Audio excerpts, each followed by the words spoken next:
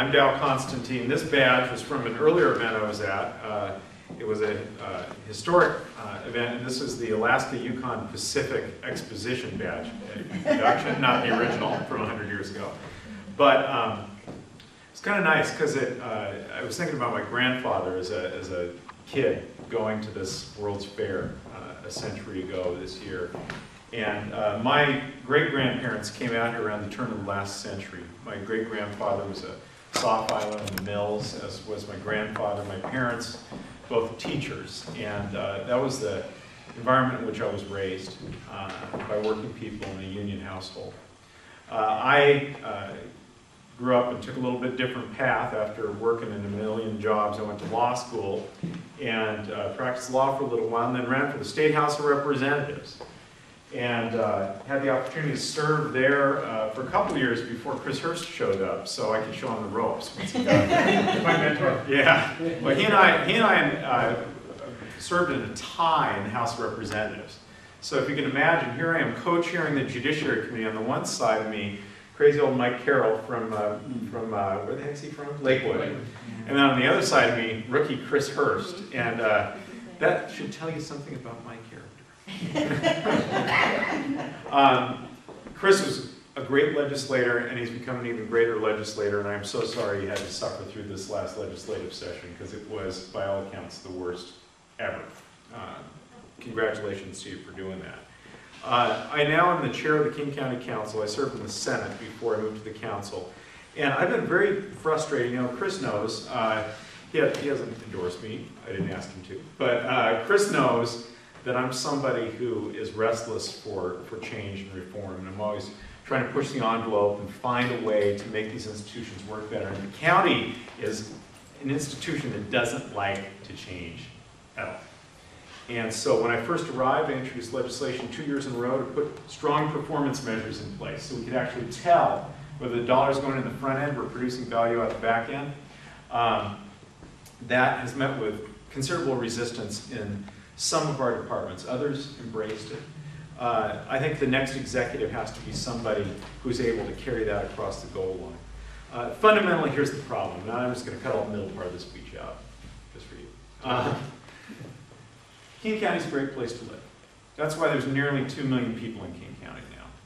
People want to move to central Puget Sound from all over the world, and people don't leave when they're born here. But King County's government is becoming less and less able to protect that quality of life. And why?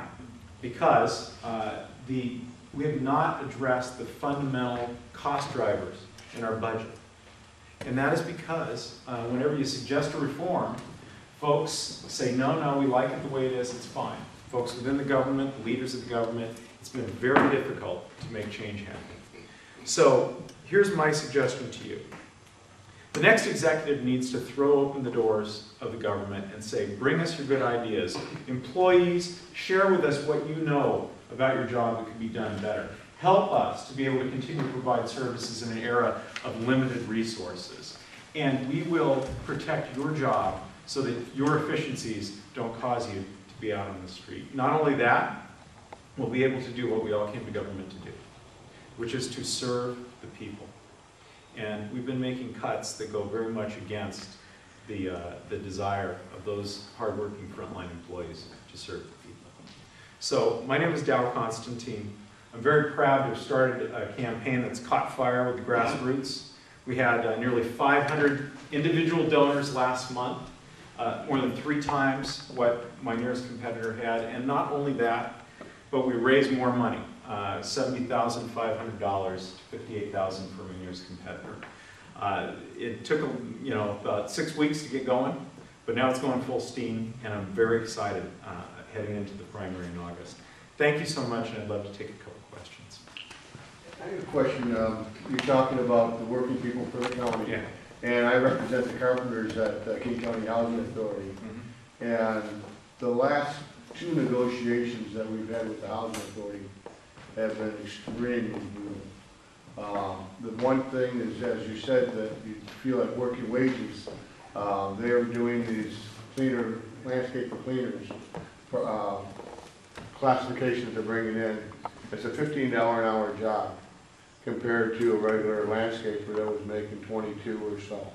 Who represents the landscaper cleaners?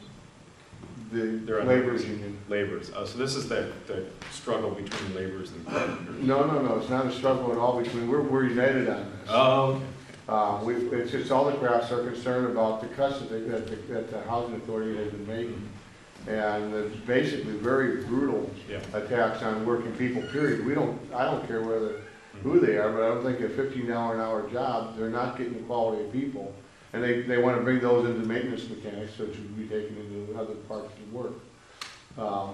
That's one real concern I have, and the other one is that when a housing authority subcontracts out to contractors, the prevailing wage rates are the HUD rates that are so low that it's not a living wage. And I really would like to hear you. So you know, the housing authority is not part of the King County government, right? It's a separate deal. Well, but your point. So we fund them. You fund them and you point some. Yeah, and I think that we, you know, within the contracts that are let by the King County government, we, the council, including Phillips and I, have been very good about insisting on strong prevailing wage language. And when we have any kind of control over the terms of the contract, we've ensured that the worker is going to be paid wages and benefits that would encourage a union shop. But I got to say, I didn't know that the housing authority was undermining people like that. And I would like to have a chance to talk with the head of the housing authority about what's causing that to happen. So thank you for bringing that to the They wanted to go, we went from 7 to 12 to 30 is what they're looking for now. So if I could just give you a little picture. We're running out of money because our costs go up at about 6% a year, and our revenues are never going to go up like that again. And unless we take seriously the need to drive down that increasing cost of doing the same thing we did last year, not on the backs of workers, but by having workers help us understand how they can deliver the service more efficiently, folks are always going to be insecure. Folks are going to be looking at the programs they work in being cut and being laid off. That is an exercise that can only succeed when the leaders engage all the workers as a team in figuring out how to make the government work. That's my promise. That's what I think has to happen if we're going to be able to deliver services and not nickel and dime people to death by taking away $25 an hour jobs in favor of $10 or $15 an hour jobs. Thank you. That is a tough trick to do. You can't be somebody coming in from the outside with guns blazing and saying, I'm going to fix this mess without the support of the workers. And you also can't lie to people and tell them it's all going to be okay. Don't worry about it. That's a prescription for disaster.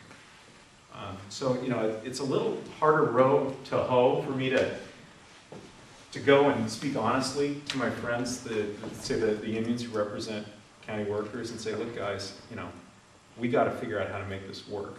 I cannot promise you that everything's going to be as rosy as it's been in the past.